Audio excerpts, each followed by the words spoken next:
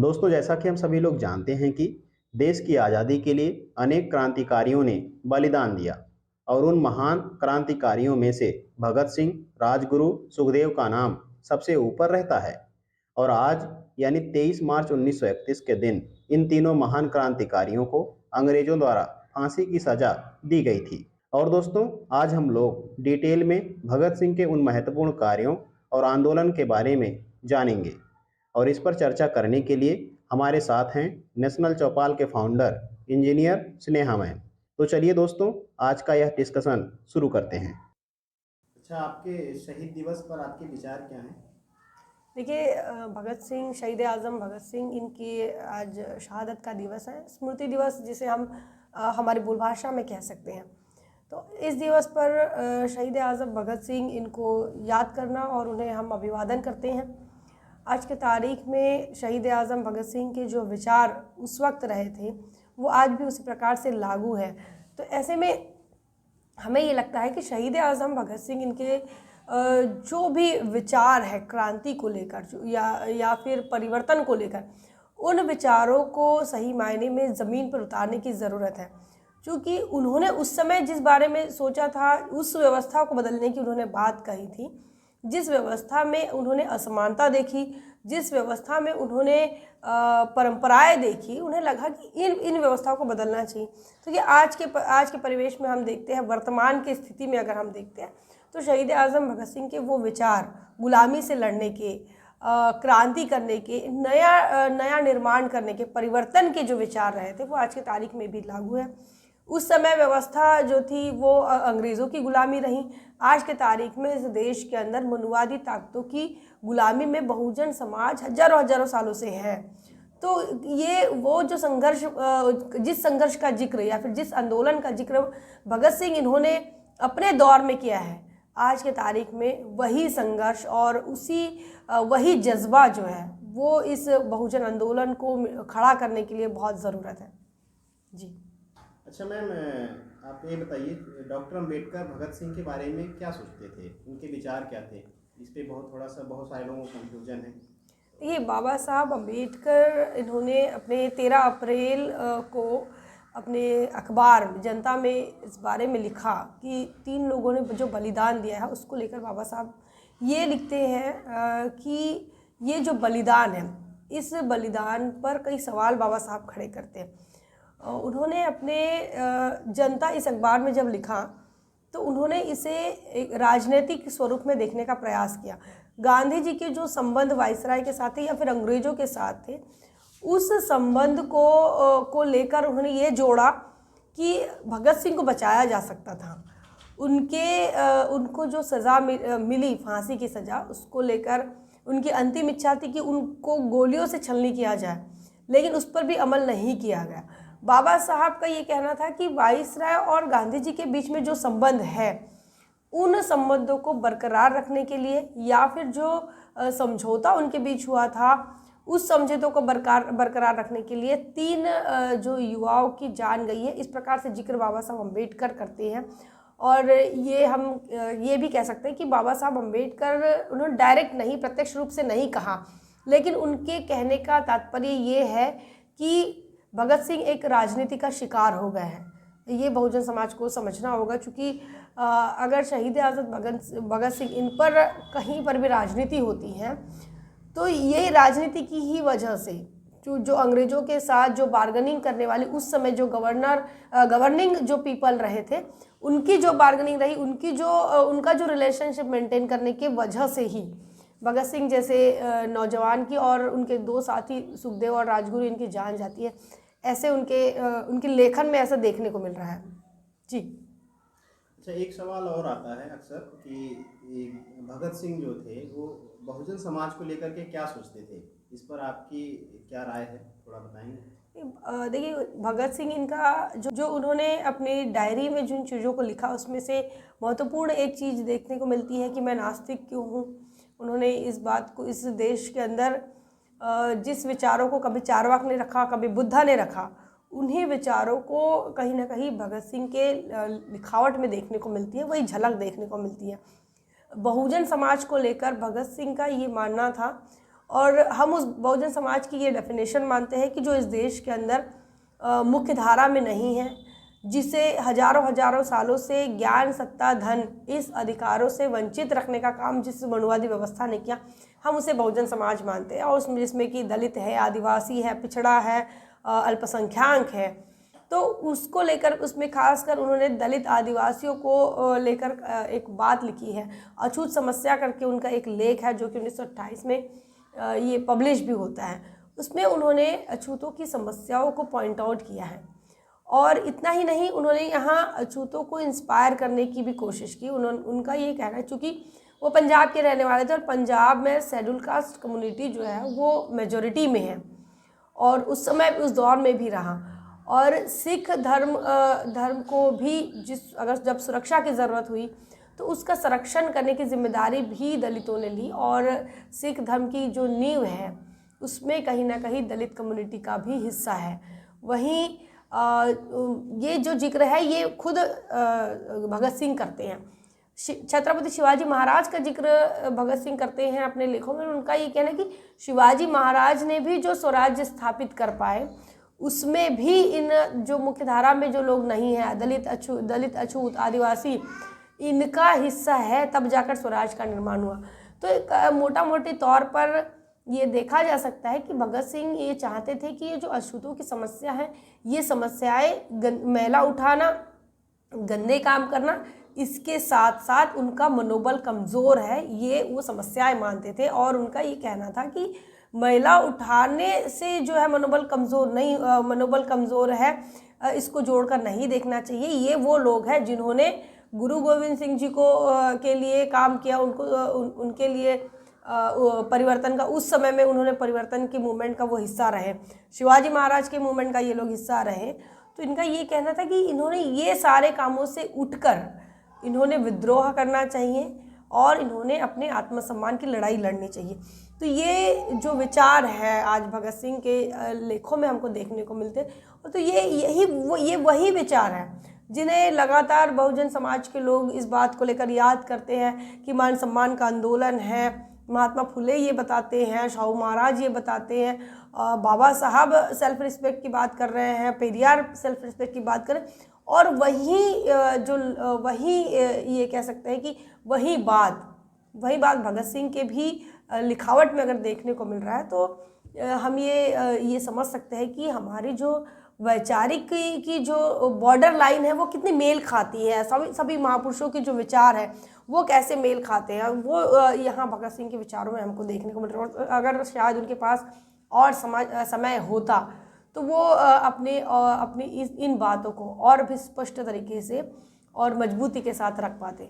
जी, मतलब कहने का मतलब ये है कि अगर आज भगत सिंह जिंदा होते तो उनके कुछ ख्यालात इसी तरीके से होते जैसा कि आपने बताया, उसे मजबूती और भी मिलती उन विचारों को। हाँ, अच्छा, एक सवाल और आता है कि अक्सर लोग पूछते हैं कि भगत सिंह का जो विचार था वो धर्म और राजनीति को लेकर के क्या सोचते थे, थोड़ा सा अगर आप उस पर क्लियर करें हमारे व्यूअर्स को तो अच्छा लगेगा। देखिए, जैसे बाबा साहब अम्बेडकर ने का भी ये मानना है कि भगत सिंह जो है भगत सिंह जैसे पुत्र को अगर ये देश खो रहा है तो वो कहीं ना कहीं राजनीति का शिकार हो रहा है।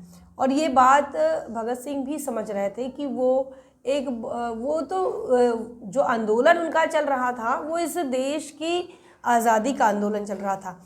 लेकिन ऐसे कई लोग रहे जिनकी सज़ा जो है वो माफ़ हुई, कई लोगों की सज़ा में बदलाव हुआ, काला पानी की सज़ा को बड़ी मानते थे। लेकिन भगत सिंह के मामले में काला पानी की सज़ा को बड़ा न मानकर उन्हें फांसी देने का फैसला हुआ। तो ये कहीं ना कहीं एक बड़ी राजनीति है इस बात के पीछे कि भगत सिंह को जान गंवानी पड़ती है। और सिर्फ जान गंवानी पड़ती है बल्कि उनके लिए जितनी भी दरख्वास्त की जाती है कि चलो जो भी गलती है, और ऐसी गलती अंग्रेजों ने कई लोगों की गलतियों को माफ़ किया है जिन्होंने माफ़ीनामे लिखे हैं। तो माफ़ीनामे लिखने वाले लोगों को माफ़ किया, लेकिन भगत सिंह को नहीं किया। तो भगत सिंह इन बातों को समझ गए थे कि इस देश के अंदर धर्म और राजनीति ये दोनों ऐसी चीज़ है जो कि एक दूसरे पर आधारित है। और इसी वजह से उन्होंने दो चीज़ों को टारगेट भी किया।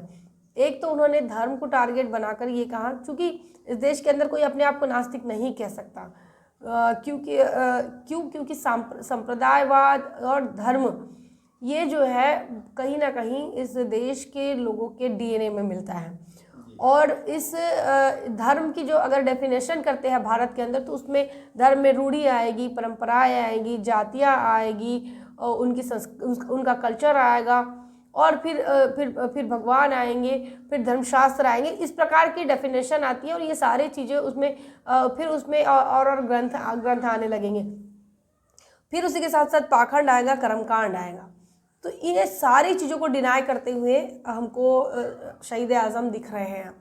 तो यहाँ आप देखिए, धर्म की बात करो या फिर राजनीति की बात करो, राजनीति को लेकर उनका ये मानना है कि वो भी तख्ता पलट में ही विश्वास रखते हैं, क्योंकि अंग्रेज सरकार को उखाड़ फेंकना, इसका मतलब यही है कि वो चाहते हैं कि राजनीतिक बदलाव हो, रूलिंग जो कंट्रोलिंग सिस्टम या फिर कंट्रोलिंग का जो पावर है वो उनके पास आए, जो इस देश के रहने वाले हैं, इस देश का जो मूल निवासी है उसके हाथों में आना चाहिए।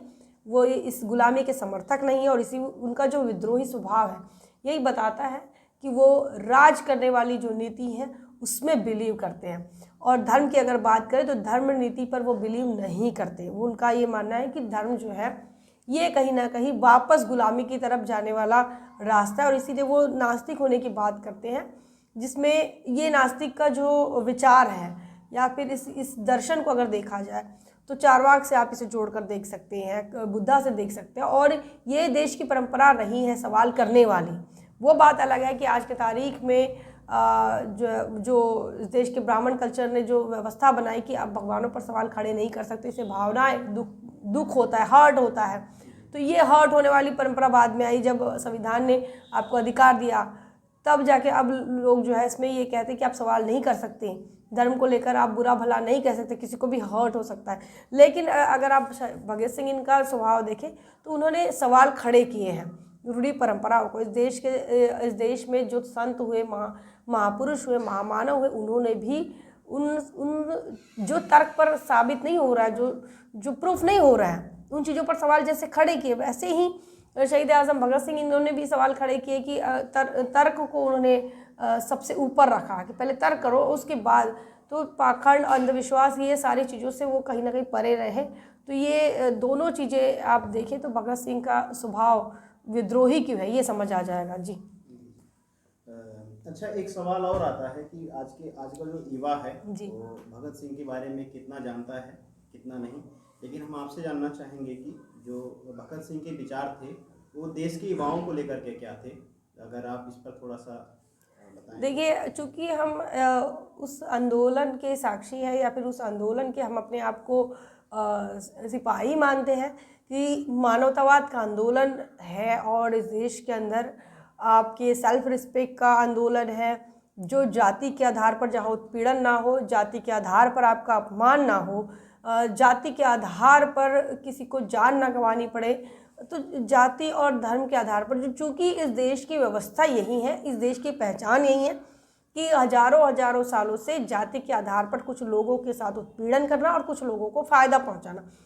और इसी वजह से हम भगत सिंह इनकी जो भी लिखावट है, जो भी उनके कोटेशंस हैं, उन कोटेशंस को हम ऐसे देखते हैं कि वो हमेशा हमें इंस्पायर ही करते हैं। और इसलिए इंस्पायर करते हैं जैसे कि आज के तारीख में हमारे जो युवा हैं, हमारे युवाओं की अलग अलग उन्होंने अपने अलग अलग रास्ते चुन लिए, और वो रास्ते जो है एक तरफ करियर और दूसरी तरफ सोशल मीडिया है, और सोशल मीडिया पे इन्फ्लुएंसर बनने वाला सिस्टम आज के दौर चल रहा है। तो इन्फ्लुएंसर बनने वाला और एक तो करियर बनाने वाला, दो ही मामले दिखाई देते हैं। कोई भी देश पर फिदा होने वाला, देश के लिए बलिदान देने वाला, मूवमेंट के लिए ज़िंदगी दांव पे लगाने वाली, ये सारी चीज़ें नहीं दिखाई देती। तो चूँकि हमें ये लगता है कि ये हमारी अपनी जिम्मेदारी है कि आप सोशल मूवमेंट का हिस्सा बने, आप इस देश की व्यवस्था को समझें, इस देश के अंदर उत्पीड़न का राज क्या है, क्या रहस्य है, आखिर क्यों पीटा जाता है, इस देश में पिटाई होती क्यों है भाई, और पिटाई, इस देश की महिलाओं के कपड़े उनकी जाति देखकर क्यों उतारे जाते। ये जब सवालों के अगर हम जवाब ढूंढेंगे तो ऐसे में ये सारी बुराइयों से, इन सारी ये सारी जो अमानवीय जो चीज़ें हैं उनसे लड़ने के लिए शहीद आज़म भगत सिंह जो है वो हमेशा प्रेरणादायी रहेंगे। शहीद आज़म भगत सिंह, इनकी जो 2 लाइनें हैं उन वो कहते हैं कि इस कदर वाकिफ़ है मेरी कलम कि मैं जब इश्क लिखना चाहता हूँ तो इनकलाब लिख जाता है। तो उनकी कलम को उनकी कलम ये जानती थी कि ये बंदा कैसा है और ये किस बात के लिए पैदा हुआ और क्या इसका मकसद है। तो आज की तारीख में हमारे युवाओं का, चूँकि जो खासकर बहुजन, आपको तो सारी चीज़ें मुफ्त में मिली हैं, लेकिन मुफ्त में आपको मिली हैं, लेकिन आपको मिलने के लिए उसे कुछ लोगों ने तो संघर्ष किया है। तो उसे कम से कम उसे बनाए रखने के लिए आपकी भी कलम ने इंकलाब लिखना चाहिए, आपकी कलम से भी इंकलाब आने चाहिए, आपके व्यवहार से भी आपका जो संघर्ष है या फिर जो आंदोलन में आपका, तो इंकलाब का मतलब ये नहीं है कि उठा लो और बस लड़ाई कर लो, इसमें मैदान में आ जाओ, इन चीज़ों से भी नहीं कह रहे हैं। लेकिन प्रेरणा हमें हमारे शब्दों से ही आती है और शब्द साहित्य यहीं से प्रेरणा लेनी है। तो अगर हमारे शहीद आज़म भगत सिंह, इनसे अगर प्रेरणा लेनी तो यही है कि आप अपने मानवीय अधिकारों के लिए, उस मानवीय मूल्यों के लिए, कम से कम इसके लिए अगर युवा तैयार होता है तो बेशक उनकी कलम भी जो है क्रांति ही लिखेगी, इंकलाब ही लिखेंगी। जी हाँ आलोक जी। अच्छा, एक आखिरी क्वेश्चन है, सवाल है आपसे। अक्सर जैसे डॉक्टर अंबेडकर हो गए, शहीद आज़म भगत सिंह हो गए, इन दोनों के विचार अलग अलग हैं और सब लोग ऐसा जानते हैं, लेकिन ऐसी बहुत सारी सिमिलरिटीज़ हैं, बहुत सारी समानता हैं जो लोगों को नहीं पता है। तो अगर आप थोड़ा सा इस पे अपनी बात रखें तो बहुत अच्छा है। देखिए, दोनों में ऐसे स्वभाव में हम देख सकते हैं और चूँकि लिखावट में भी हमने देखी है, तो खासकर बाबा साहब और भगत सिंह, इनकी सिमिलरिटीज़ ऐसी है कि दोनों विद्रोही स्वभाव के हैं। भगत सिंह भी नहीं चाहते कि कोई किसी पर अत्याचार करे, कोई किसी पर उत्पीड़न करे, और उत्पीड़न के खिलाफ ही आंदोलन जो है, बाबा साहब अम्बेडकर की सारी लड़ाई उत्पीड़न के खिलाफ ही रही कि भाई कोई भी व्यक्ति किसी दूसरे व्यक्ति पर जाति के नाम पर या धर्म के नाम पर उत्पीड़न नहीं कर सकता है, क्योंकि इंसान है और इंसान की तरह बर्ताव होनी चाहिए। यही बात जो है, यही विद्रोह आपको भगत सिंह के ही उनके लिखावट में आपको देखने को मिलेगा, उनके बातों में ये चीज़ें आपको देखने को मिलेंगी। वहीं एक और बात जो सिमिलरिटीज़ ये है कि तख्ता पलट की बात जो है, भगत सिंह भी सोचते हैं कि देश के अंदर सरकारों का मानवीय होना या फिर सरकारों का अच्छा होना, अच्छी सरकारें होना, ये भी भगत सिंह का विचार है। बाबा साहब अम्बेडकर का भी यही विचार है कि इस देश के अंदर हम अपनी बलबूते पर सरकारें चले, अपना राजपाट आए, हमने शासन करती कौम बनना चाहिए। और हमने मतलब किसने, जिन लोगों की पिटाई हुई, जिन लोगों को मुख्य धारा में नहीं आने दिया, उन लोगों का पार्टिसिपेशन, शासन, सत्ता, प्रशासन, नौकरियां, एजुकेशन, इन जगहों पे आने की बात जो है बाबा साहब अगर सोच रहे हैं, तो सेम वही बात जो है वो यहाँ पर भगत सिंह भी सोच रहे हैं। आपको ये बताया, जिन समस्याओं का जिक्र बाबा साहब अम्बेडकर ने खुद जिस समस्याओं का अनुभव किया, उन समस्याओं का भले अनुभव भगत सिंह इन्होंने नहीं किया, लेकिन उन्होंने उन चीज़ों के बारे में उन्होंने समाज को कहा कि आप ये सारी चीज़ों को आपको छोड़ना होगा और लड़ना होगा, क्योंकि जो बाबा साहब अम्बेडकर का भी यही आंदोलन रहा। तो काफ़ी सारी सिमिलरिटीज़ दिखाई देती है। धर्म के मामले में भी आपको एक बताया, बाबा साहब अम्बेडकर को हम धार्मिक तौर पर देखते हैं और बुद्धिज़्म को भी बाबा साहब अम्बेडकर का धार्मिक आंदोलन मानते हैं, लेकिन बुद्धिज़्म ही एकमात्र ऐसा धर्म है जो कि आपको सिद्ध करने के लिए आपको प्रेरित करता है। और बुद्ध ने कहा कि यही पसी को धम्म है, भाई आओ तुम चेक करो, तुमको सही लग रहा है तो ठीक है, नहीं लग रहा है तो छोड़ दो, इसको तुमको अडॉप्ट ही करना है, इसको एक्सेप्ट ही करना है, और इसकी कोई पाबंदी बुद्धिज़्म नहीं देता है। चूँकि ये सिर्फ नास्तिकवाद ही आपको इस बात को अलाउ करता है कि आप नहीं मानो, उसके बाद बुद्धिज़्म अलाउ करता है कि आपको नहीं जम रहा है, आप ये इस बात को नहीं देख पा रहे, आपकी कसौटी पर ये खरा नहीं उतर रहा है, उसको छोड़ दो, उसके लिए कोई पाबंदी नहीं है। तो ये सिमिलरिटीज़ है। और अगर ऐसा नहीं होता, मतलब बाबा साहब अगर अंधभक्त होते, मान लो धर्म को लेकर, तो वो बुद्धिज़्म को स्वीकार नहीं करते, क्योंकि हिंदू धर्म तो था, वो तो चाह रहे थे हिंदू धर्म में सुधार हो जाए। तो हिंदू धर्म में तो ना सामाजिक सुधार हो रहे थे, और अगर सामाजिक सुधार नहीं होते तो धार्मिक सुधार तो बहुत दूर की बात होती है। और यही जो नास्तिकता का जो स्वभाव है बाबा साहब का और यहाँ पर शहीद आज़ाद भगत सिंह का, वो कहीं ना कहीं सेम ही लगते हैं, कई समानताएं नज़र आती हैं। जी थैंक यू मैम, आप हमारे चैनल पर आए समन कल्चर पर। तो अगर आप थोड़ा सा समन कल्चर के बारे में अगर आप हमारे दर्शकों को थोड़ा सा कुछ बताना चाहें। समन कल्चर यह जो यूट्यूब चैनल है, ये इतिहास को लेकर जो मिलावटें हुई हैं, क्योंकि इतिहास लिखने का अधिकार इस देश के अंदर उन लोगों को था जिनके पास तमाम व्यवस्था ने अधिकार दे के रखा था, जिसको हजारों सालों से रिजर्वेशन मिला, उन लोगों को लिखने का अधिकार था और उन्होंने अपने हिसाब से इतिहास लिखा। महात्मा ज्योतिबा फुले इन्हें कलम कसाई कहते हैं, चूँकि ये कलम से ही सारे कारनामे इस देश के अंदर सवर्णों ने किए हैं और कलम से ही काले को पीला, पीला को काला, ये इस प्रकार से सही इतिहास को छुपाना, गलत इतिहास को लिखना, ये सारी चीज़ें हुई हैं। और समन कल्चर इस बात के लिए कटिबद्ध है कि सही इतिहास बहुजन समाज का उन तक पहुँचे और लगातार समन कल्चर का ये प्रयास है, उसका हमारी तरफ से बहुत बहुत बधाई। नेशनल चौपाल के माध्यम से हम चाहते हैं कि समन कल्चर जो है वो कल्चर जो कि बुद्ध ने अपने भिक्षु संघ से कहा, वो श्रमण कल्चर जो कि श्रम करो और लोगों को प्रबोधित करो। तो ये कल्चर, ये जो संस्कृति है, ये बौद्धों की परंपरा, ये इस देश के सिंधु सभ्यता की परंपरा की श्रम करो, और जो दूसरों के श्रम पर पलता है वो इस हमारी परंपराओं के खिलाफ है, वो हमारी परंपराओं का हिस्सा नहीं है। तो ये और उसी से प्रेरित होकर ये समन कल्चर ये चैनल भी चल रहा है।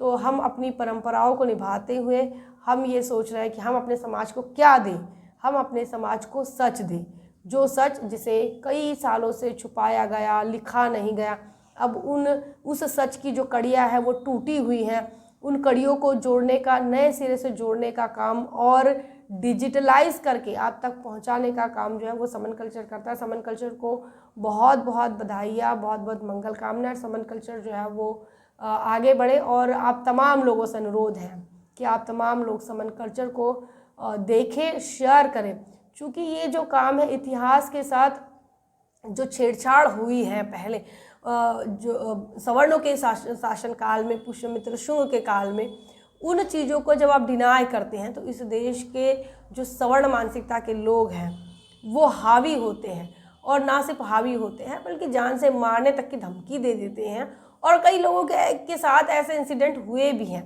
तो इसका मतलब अपनी जान हथेली पर लेकर हम चाहते हैं कि बहुजन समाज अपना इतिहास जाने, क्योंकि बाबा साहब कहते हैं इतिहास जान लो, अगर इतिहास जानोगे तो आप अपना भविष्य निर्माण कर पाओगे। बहन मायावती जी कहती हैं इतिहास से प्रेरणा मिलती है, और अगर इतिहास से प्रेरणा मिलेगी तो उससे आपकी सोच बनेगी, सोच अगर बनेगी तो ताकत निर्माण होगी, ताकत से मजबूती आएगी, और मजबूती आएगी तो आप शासक बनोगे। यही बात माननीय कांचीराम साहब कहते हैं इतिहास से सबक ले लो, और अगर इतिहास से सबक नहीं लेते हो इतिहास सबक सिखाएगा। इतिहास इसीलिए महत्वपूर्ण है और वो सच्चा इतिहास होना चाहिए, उसके लिए समन कल्चर कटिबद्ध है। बने रहे समन कल्चर पर। जय भीम, जय भारत।